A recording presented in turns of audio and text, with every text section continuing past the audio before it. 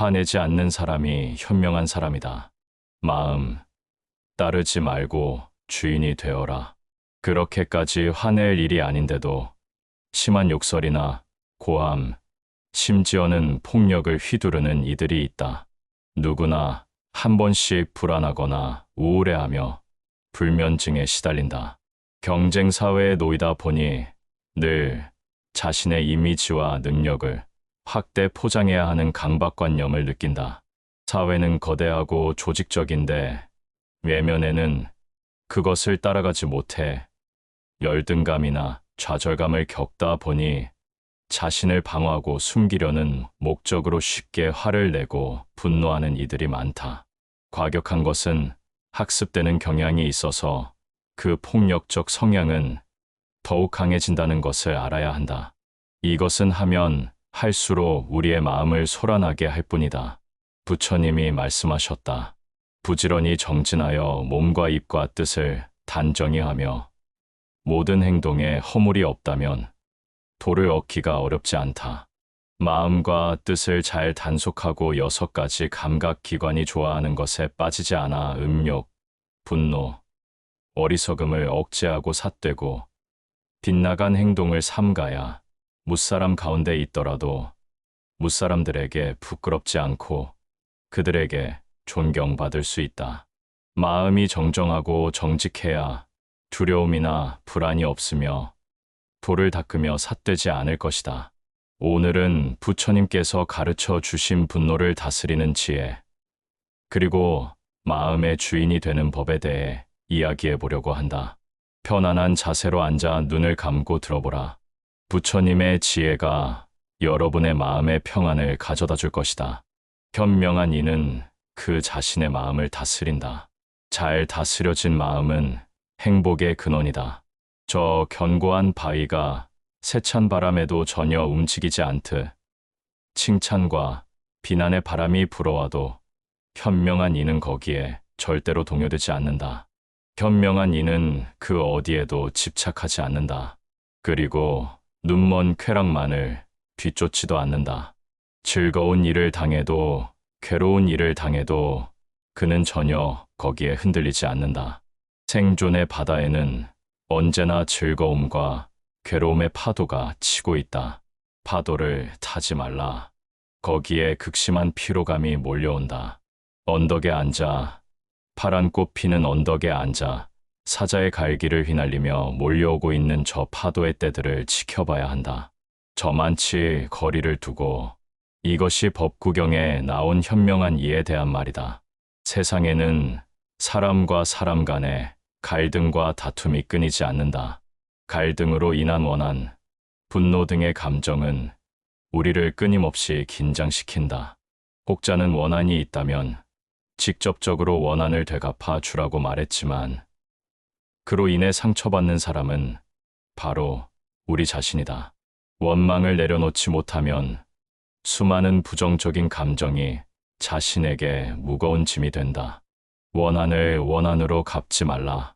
그리하면 마침내 원한은 그치리라. 참으면 원한은 그치게 되니 이것이 부처님의 법이다. 나를 헐뜯는 말을 들은 뒤에 그것을 갚는다면 그 원한은 끝내 그치지 않을 것이다. 약하지만 참으면 당한 것이요. 그것이 이기는 것이다. 이것이 초려경에 나오는 말이다. 우리는 항상 불평, 불만이 많다. 세상이 온통 뒤죽박죽인 것만 같을 것이다. 그런데 이렇게 불평불만 거리가 많은 것이 이번만 아니면 올해만 그런 것일까? 세상은 작년에도 그랬고 재작년에도 그랬다. 내년, 내후년도 그럴 것이다. 이것만 해결이 되면 이제 소원이 없겠다 말하지만 결코 그렇지 않다. 인생은 살면 살수록 바빠지고 살면 살수록 복잡해진다. 그러나 세상을 복잡하다고 말할 것이 없다. 내가 세상의 이치를 모르니까 세상이 복잡한 것이다. 내가 이 세상의 이치를 안다면 복잡할 것이 하나도 없다. 내가 어떤 마음으로 세상을 바라보느냐에 따라서 세상이 달리 보인다. 내가 어떤 생각으로 세상을 바라보느냐에 따라서 그 세상이 현실이 되는 것이다. 인간관계도 마찬가지다. 나의 사고방식에 따라 사람이 다르게 보인다. 긍정적인 시각으로 보면 좋지 않은 사람도 좋게 보일 수가 있고, 부정적으로 보면 아무리 좋은 사람도 나쁘게 보이게 된다. 결국 모든 것이 내 마음에 달려 있고, 그것이 바로 일체유심조라는 사실을 알아야 한다. 일체유심조는 화엄경의 중심 사상으로 모든 것은 오직 마음이 지어낸다라는 뜻이다. 우리는 행복과 불행은 상황에 따라 또는 환경에 따라 온다고 생각하는데 매우 큰 착각이다. 행복과 불행은 마음에서 지어내는 것. 그 누구도 나를 행복하게 할 수 없고 불행하게도 할 수 없다. 법륜 스님 말씀을 예로 들면 달을 보고 슬픈 감정을 느꼈다고 가정하자. 그럼 달이 나에게 슬픔을 준 것일까? 아니면 자기 스스로 슬픈 것일까? 누가 나에게 욕을 하든 내 마음만 바로 선다면 어떤 곳에서든 행복할 수도 불행할 수도 있다. 그러나 이 마음 다스리기가 참 쉽지가 않다. 사람은 나에게 화를 낸 사람에게는 나 역시 동일하게 복수하고 싶어진다. 내가 화를 내야만 다른 사람들이 나의 마음을 이해하고 이것이 다른 사람에게 나를 이해시키는 가장 빠른 방법이라고 믿는다. 나에게 화를 낸 사람들을 용서할 수 없고 내가 화를 내면 낼수록 나를 보호할 수 있다고도 믿는다. 분노에 대해서는 분노로 맞서야 적합하다 생각한다. 그래서 사람들은 대부분 화가 나면 참지 못하고 그대로 화를 낸다. 그리고 그 결과는 상대뿐 아니라 자신에게도 고통이 되어 되돌아온다. 그러니 화를 참는 것이 너와 나 모두를 위해 현명한 일이다. 하지만 치솟는 화를 꾹꾹 눌러 참으면 언젠가는 결국 폭발하거나 아니면 우라병이 난다. 참는다는 생각을 내는 순간 참음은 무게를 지니게 된다. 그 무게가 쌓이면 다윗 덩어리처럼 존재는 무거워진다. 지극한 평화와 행복에 이르려면 화 자체가 생겨나지 않아야 한다. 그냥 성나는 마음을 꾹 눌러 억지로 참으라고 하는 것이 아니다. 그 마음에 걸리거나 휘둘리지 말고 잘 놓아버려야 한다는 말이다. 올라오는 성난 마음이 아무 의미가 없다는 것을 바로 깨쳐 알 수 있게 되면 자연스럽게 성나는 마음을 놓아버릴 수 있다는 말이다. 화가 나는 마음의 근본을 살펴보면 거기에는 반드시 나다 하는 자기 고집이 버티고 있다. 무슨 일로든 화가 잔뜩 났을 때의 자신을 돌이켜보면 그때의 내 마음은 내가 옳다, 상대가 잘못했다는 생각으로 가득 차 있을 것이다. 내가 잘못했다는 생각이 들 때에는 화가 나지 않는다. 또 비록 상대가 잘못했더라도 저 사람 입장에서는 그럴 수밖에 없었겠구나 하고 그의 처지와 마음을 이해하면 화가 나지 않는다. 또 남을 탓하는 것뿐만 아니라 나는 왜 이 모양일까 하고 자책하고 스스로를 탓하며 화내는 것 역시 나는 남보다 잘해야 한다는 자기 집착에서 비롯된 태도이다. 우리는 매사를 자기식으로 자기 입장에서 바라본다. 이렇게 세상 사람 각자가 자기 관점을 고집하다 보니 갈등이 생기고 싸움이 일어날 수밖에 없다. 내 고집과 내 생각에 갇힌 채로 세상을 보고 있었음을 깨우쳐야 한다. 그래야 그 사람은 그럴 수도 있었겠구나 하고 이해가 된다. 나에게는 내 입장이 있듯이 상대에게는 상대 입장이 있다.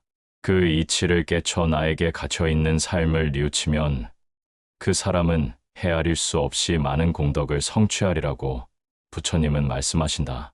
노자도 도덕경에서 사람의 부드러움에 대해 언급하며 어떻게 수양해야 하는가에 대해 다음과 같이 설명하고 있다. 마땅히 날카로운 곳을 갈아 부드럽게 만들어야 비로소 부러지지 않는다. 자신의 견해만이 옳다고 주장하는 것은 오래갈 수 없다. 더구나 다른 사람에게 강요해서는 안 된다. 당신의 판단이 다른 누군가를 공격하기 전에 먼저 자신에게 귀를 기울여라. 더 좋은 방법은 우선 그냥 듣는 것이고, 그러고 나서 애정과 연민의 마음을 자기 자신과 상대에게 건네라. 또한 티끌을 가라앉혀라. 소동을 버리지 마라. 다른 사람들의 행동 방식에 분노가 터져 나오려는 순간, 그러한 자신의 성향을 자각하라. 화가 나서 탁자를 두드리며 소리치고 있다면 멈춰서 자신의 모습을 바라보라. 분노와 자만심을 버려라. 그리고 이 모든 속박을 뛰어넘어라. 그 어떤 것에도 집착하지 않는 사람은 괴로운 것도 없나니 악한 말을 하지 말라.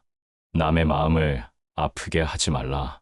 분노에 찬 말은 입을 찌르고 마음을 태움으로써 상대방을 다치게 하니 그 아픔은 칼로 베이는 것보다 더하다. 분노의 말은 고통을 불러오며 그 보복은 결국 그대 자신에게로 되돌아온다. 비록 화가 치밀더라도 욕하지 말라. 남의 흠을 자꾸 찾아서 약점이나 단점을 들추어내지 말고 언제나 스스로를 단속하라. 성내는 마음에 머물지 말라. 남을 해칠 마음 없으면 분노가 얽매지 못하니 원한을 오래 품지 말고 성내는 마음에도 머물지 말라. 그대 자신을 침묵시킬 수만 있다면 분노와 원한의 바람은 줄어들 것이다. 초기경에 다음과 같은 말이 나온다. 분노를 극복하여 우정을 시들게 하지 말라. 잘못이 없는 일을 헐뜯지 말며 분열시키는 말을 하지 말라.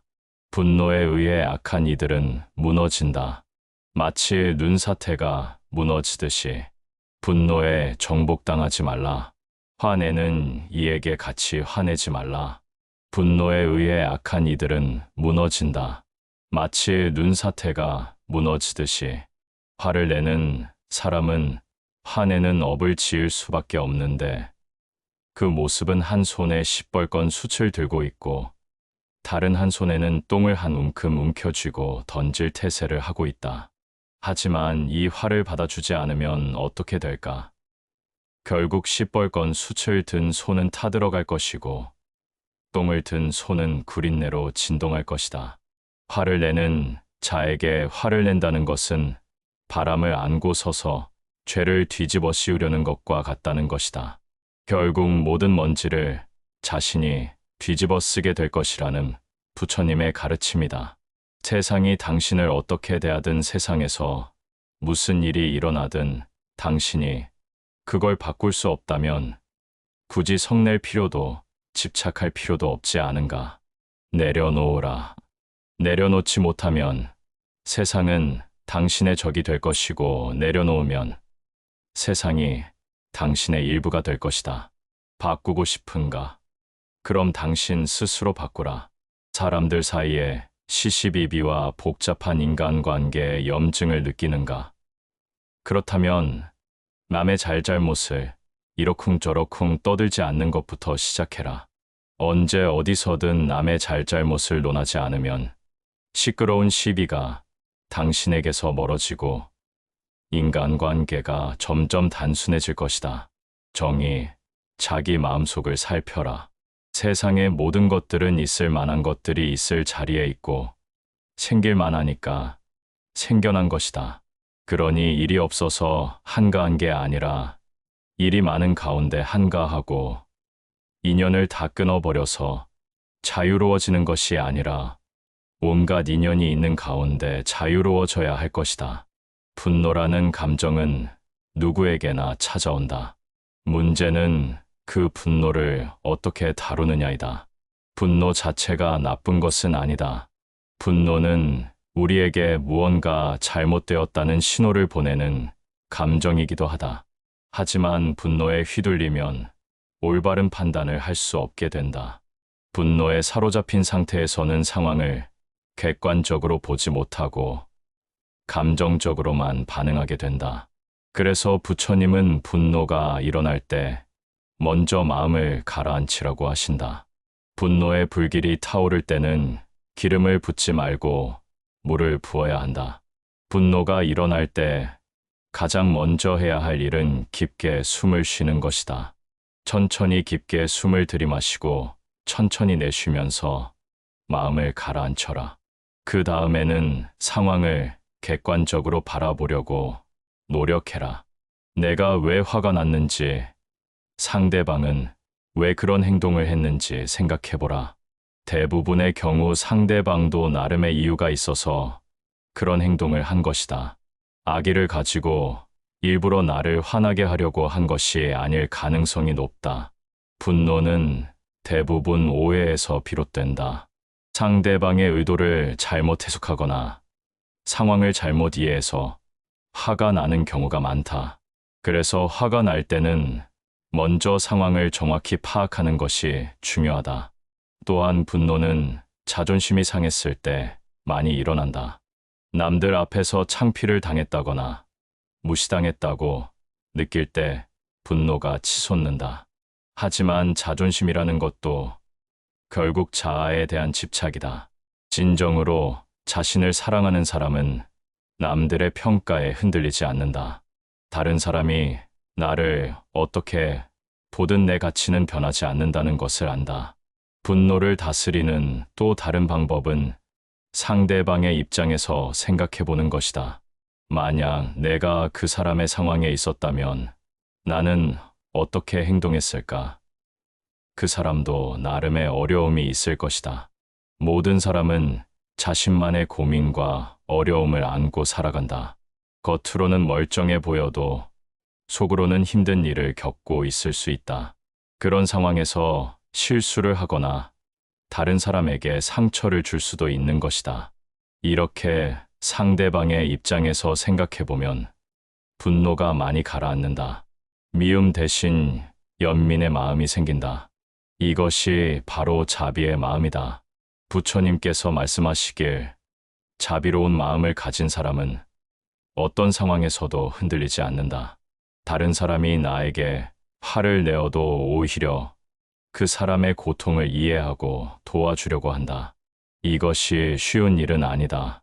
오랜 수행과 연습이 필요하다. 하지만 조금씩이라도 이런 마음을 기르려고 노력한다면 분노로부터 자유로워질 수 있다. 분노를 다스리는 것은 상대방을 위한 것이 아니라 나 자신을 위한 것이다. 분노에 사로잡혀 있으면 내가 가장 큰 피해를 입는다. 몸도 마음도 상하게 된다. 화가 날 때마다 혈압이 오르고 스트레스 호르몬이 분비된다. 이런 일이 반복되면 건강에 심각한 악영향을 미친다. 또한 분노는 올바른 판단력을 흐리게 만든다. 반면 마음이 평안한 사람은 어떤 상황에서도 냉정하게 판단할 수 있다. 문제를 해결하는 데 집중할 수 있고 더 좋은 결과를 얻을 수 있다. 분노를 조절하는 구체적인 방법들을 연습해보자. 첫째, 분노가 일어날 때 즉시 그 자리를 벗어나라. 화가 난 상태에서는 올바른 말을 할 수 없다. 잠시 시간을 두고 마음을 가라앉힌 후에 대화를 시도하라. 둘째, 분노의 원인을 찾아보라. 정말 상대방 때문에 화가 난 것인지 아니면 다른 이유가 있는지 생각해보라. 피곤하거나 스트레스를 받고 있을 때는 작은 일에도 쉽게 화가 난다. 셋째, 분노의 에너지를 다른 곳에 사용하라. 운동을 하거나 청소를 하는 등 몸을 움직이는 활동을 통해 분노의 에너지를 발산하라. 넷째, 분노가 일어날 때마다 그것을 관찰하라. 어떤 생각이 들었는지, 몸에는 어떤 변화가 있었는지 주의 깊게 살펴보라. 이렇게 관찰하는 습관을 기르면 분노를 객관적으로 볼 수 있게 된다. 다섯째, 감사하는 마음을 기르라. 평소에 감사할 일들을 많이 찾아보라. 감사하는 마음이 있으면 작은 일에 화내지 않게 된다. 여섯째, 용서하는 연습을 하라. 용서는 상대방을 위한 것이 아니라 나 자신을 위한 것이다. 용서하지 않으면 원한의 독이 내 마음을 계속 괴롭힌다. 일곱째, 규칙적인 명상을 하라. 명상은 마음을 고요하게 만들고 감정을 조절하는 능력을 길러준다. 여덟째, 좋은 친구들과 시간을 보내라. 긍정적인 에너지를 가진 사람들과 함께 있으면 자연스럽게 마음도 밝아진다. 아홉째, 충분한 휴식을 취하라. 피곤할 때는 사소한 일에도 쉽게 화가 난다. 몸과 마음이 충분히 쉬어야 평정심을 유지할 수 있다. 열째, 매일 반성하는 시간을 가져라. 오늘 하루 어떤 일에 화가 났는지, 그때 어떻게 반응했는지 돌아보라. 잘못한 것이 있으면 내일은 더 잘하겠다고 다짐하라. 분노를 완전히 없애는 것은 불가능하다. 하지만 분노를 지혜롭게 다루는 것은 가능하다. 분노가 일어나는 것 자체를 나쁘게 생각하지 말라. 대신 그 분노를 어떻게 다룰 것인지에 집중하라. 분노는 때로는 필요한 감정이기도 하다. 불의를 보고 분노하는 것은 정당하다. 하지만 그 분노를 건설적인 방향으로 사용해야 한다. 파괴적인 분노가 아니라 창조적인 분노로 바꾸어야 한다. 마지막으로 자포장경에 나온 말을 전한다. 지혜로운 사람은 인색하거나 성내지 않고 어리석지 않으며 위험이 닥쳐와도 두려워하지 않고 자신의 이익을 위해 남을 모함하지 않으며 항상 중도에 있다. 지혜로